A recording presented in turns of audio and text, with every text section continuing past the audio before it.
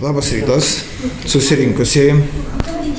Noriu pristatyti visų pirma, taigi, mūsų antrokai ir klausimą uždavęs gerbiamas Gustas yra demokratinių šios antrokų klasės sutarimu kol kas rimtas pretendentas į būsimus Lietuvos prezidentus. Dėl to klausimas ir buvo, gal jis dar kol kas pirmą kartą šioje salėje ir sutrikęs buvo, tačiau mes pradedame antrąją spaudos konferenciją, nes turime mokytis dirbti produktyviai.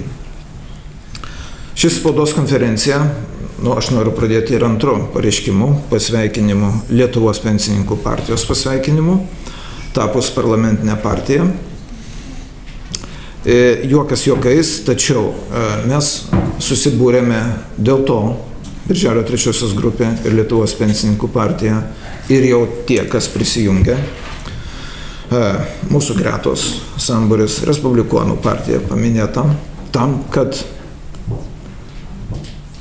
nedalintis medaliais, o tam, kad daryti konkrečius darbus. Ir man labai smagu, kad mūsų pokalbiai su Lietuvos pensininkų partija buvo labai trumpi, konstruktyvus ir aiškus. Ir mes pristatome dvi bendras iniciatyvas. Mes kreipiamės, jau pradėjom procesą, į Vyriausiąją rinkimų komisiją dėl peticijų, kuriomis surinkus 50 000 Lietuvos piliečių balsų, Seimas yra įpareigojamas priimti vieną ar kitą įstatymą. Pirmoji idėja, pirmoji mintis, tai jau yra pradėta buvusi rinkti peticiją iškart atsiradus nelegalių imigrantų į Europą klausimam nacionalinis interesas. Ir noriu šiandien pristatyti Marių Jonaitį, šios iniciatyvos atstovą. Tačiau ši iniciatyva tapo aktuali jau ir teisės požiūriu, ir Seimui duoti darbą galime. Po to, kai lapkričio 26 dieną pernai Seimas skubos tvarka strimgalviais, paprastai pasakius, priėmė užsieniečių teisinės padėties įstatymo pakeitimą, kuris taikliai Audriaus Nako pavadintas yra galimų teroristų globos įstatymo, atvėrė vartus, ne tik supriešino pensininkus su nelegaliai atvykstančiais žmonėmis. Aš nekalbu apie kultūrinę integraciją, kitus dalykus, bet tai yra atviras, šiurkštus mūsų konstitucijos pažeidimas, šiurkštus nesuderinamumas su baudžiamojo kodeksu. Nes, kaip jau šiandien minėtos Lukiškės buvo, deja, už nelegalų patekimą į Lietuvos Respubliką yra baudžiamoji atsakomybė, o tiem, kurie padeda patekti, taip pat baudžiamoji iniciatyva. Tai dėl to yra paruoštas Seimo įstatymo projektas, jau pateiktas Vyriausiajai rinkimų komisijai dėl užsieniečių teisinės padėties įstatymo pakeitimo, kuriuo šitos nesąmonės padarytos. Nes mes nenorime, kad vyriausybė tai daranti atsidurtų už grotų, už nelegalų atgabenimą į Lietuvą. Todėl pirmosios iniciatyvos idėjos ir pagrindimą prašau, kreipiuosi į gerbiamą Marių Jonaitį. Norėčiau pradėti reaguojant į aktualiją, kadangi, kaip žinote, šią savaitę Švedijoje gyvenantis lietuviukas Arminas Pileckas, kuriam tai buvo tik 15 metų, buvo nužudytas atvykusių nelegalių imigrantų iš Švediją. Tad norėčiau pradžiai, kad visi atsistotume ir tylos minutę pagertume į atsiminimą.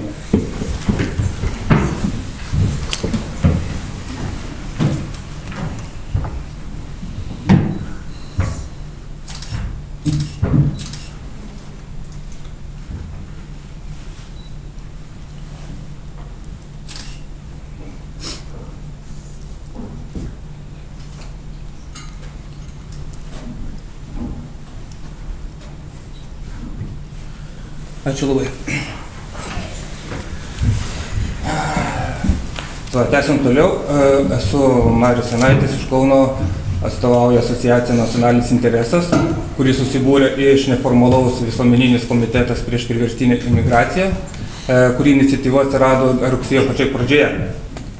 Kadangi tik kilo tas ažiotažas dėl nelegalios imigracijos, mes pradėjome rinkti peticiją, kad būtų sustabdytos tos primestos mūsų kvotos. Per tos 3 mėnesius mums pavyko surinkti virš 22 000 elektroninės peticijos parašų, bei kažkur dabar tiksliai nežinau kiek, 5 ar 8 tūkstančiai popierinių peticijų, kurias dabar šiuo metu mes surankiojame. Tikslaus skaičius nurodė dėja negaliu, nes rinko žmonės gyventys emigracijai, todėl kol suplaustė parašai, gali šiek tiek praeiti ir laiko. Rašėme taip pat raštus į įvairias institucijas, ir vyriausybę, į Seimą, į prezidentūrą, bet dėja atsakymo negavome tokio, kokio norėtume, dauguma tiesiog ignoruoja. Taip pat Seimas vis dėlto lapkričio 26 dieną ir toliau lengvino visus barjerus, kad tik galėtų atvykti daugiau tų nelegalių migrantų ir jiems būtų negaliotų įstatymų, kaip galioja kitiems, tarkim, Lietuvos piliečiams. Todėl mes, matydami šią situaciją ir matydami tai, kad nelabai reaguojama į piliečių protestą, mes nusprendėme kartu solidarizuoti su gerbiamų signatarų, bei kartu daryti šio nelegalaus blogo įstatymo šaukimą. Tam reikės surinkti per 2 mėnesius apie 50 000 parašų. Tai yra gana didelis darbas, bet aš tikiu, kad bendrom pajėgomis turėjome pečius, mes tą galime padaryti. Ir be abejo mes sieksime tą padaryti ir surinksime gal net ir daugiau negu 50 000. Esminis yra pats principas toks, kad mes piliečiai patys galėtume spręsti, kas, kada ir kiek Lietuvoje gali atvykti, kada atvykti, kaip čia gyventi ir kad spręstų ne saujelė Seimo narių, ne Briuselio kažkokie institucijos, bet patys piliečiai spręstų, kas čia galėtų gyventi. Tai yra esminis dalykas. Tai esminis dalykas būtų, kad mes patys būtume šeimininkai šios valstybės. Todėl raginu visus, kurie naudojasi socialinių tinklų Facebook, sekti naujienas Facebook paskyroje Visuomeninis komitetas prieš priverstinę migraciją. Ten nuolatos informuojame apie migracijos pavojus, o taip pat informuosime per šią iniciatyvą. Visi nebingi piliečiai, sekit naujienas, registruokitės, ruošimės rinkti parašus. Jeigu reikės, darysime įvairias akcijas, mitingus, susitikimus, spausime vyriausybę, spausime Seimą ir kai šis įstatymas praeis, mes tikime, kad mes surinksim tos 50 000, Seimas svarstys ir atšauks tą neigiamą įstatymą, tada mes galėsime eiti toliau, galbūt netgi pavyks surinkti tai dar 50 000 parašų dėl referendumų kartelės sumažinimo iki 100 000, tai mes pasistengsime, kad būtų iš viso šis pavojus, kad primestų kažkokias institucijas mūsų ką ir kiek čia įsivežti, kad visam laikui užkardytume šias neteisingas iniciatyvas. Todėl siekite naujienas, būkite aktyvūs ir junkitės prie šios teisingos iniciatyvos. Ačiū. Ir dabar norėdamas pristatyti antrąją iniciatyvą, taip pat 50 000 parašų rinkimo dėl konstitucijos pakeitimo. Ta iniciatyva mums priminė ir labai laiku priminė Lietuvos pensininkų partija. Šiuo metu yra paruoštas projektas, įstatymo projektas, kuriuo turėtų būti keičiama konstitucija, sumažinant referendumo iniciatyvos teisę nuo 300 000 iki 100 000 kartelės. Ir antroji nuostata, kad tai, ką tauta referendumu patvirtina, gali keisti tik tai tauta. Ir iškart užbėgdamas už akių visiems tiem demagogam, kurie kiršino mus ir melavo mums visiems į akis, kad kažkas pasinaudos, kad tauta nieko nesupranta, kad tauta yra, atsiprašau, tokia ir anokia, ir jai negalima patikėti referendumo. Tai aš priminsiu 91 vasario 9 referendumo plebiscitą, kai tankai žvelgė visiems į akis čia, mes visi puikiai žinojame, ką daryti. Ir aš noriu pasakyti tiem demagogam paprastą dalyką. Nupirkti galima ir prezidentą, ir Seimo daugumą, bet nupirkti tautos negalima. Tauta pati sprendžia, kaip jai gyventi. Ir dėl to apie šios idėjos pristatymą noriu paprašyti pakalbėti gerbiamą Vytautą Kadžį. Šita iniciatyva gimė 2009 metais.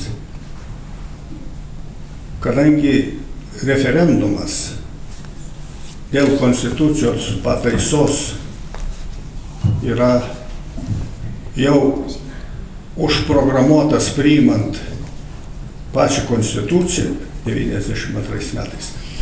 Tai 300 000 parašų surinkti yra praktiškai labai sunku.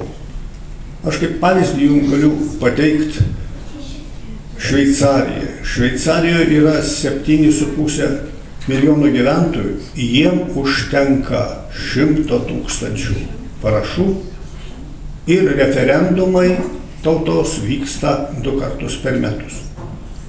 Tokia taisyklė ir niekas neprieštarauja ir tuos pinigus, kuriuos įdeda, tai į referendumo pravedimą tai yra maža dalis to, ką žmonės padaro eidami protestuodami, degindami, muždami ir visai kitaip kenkdami valstybei.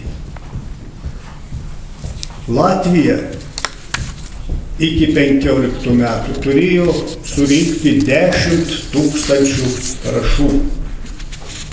Kitus jau valstybė finansuodavo. Ir vyko referendumas dėl dvigubos pilietybės, dėl rusų ir latvių. Ir jų referendumas įvyko nereglamentuojant skaičiaus, kuris ateina į referendumą. Pats referendumo dalyvių skaičius turi būti nuo balsuotojų daugiau nei 50%. Jūs suprantat, jeigu užsienį mūsų piliečių gyvena apie 1 milijoną, čia lieka 1,5 ar mažiau, tai surinkti 50% yra labai daug. Tai va šitos, tie 2 straipsniai konstitucijoje yra taisytini. Mes 9 metais pabandėm, pamatėm, kas išeina, reikia turėti bent 2-3 tūkstančius rinkikų, o referendumui duodami 3 mėnesiai, tai per tuos 3 mėnesius kiekvienas turėtų surinkti po 150 parašų. Taip?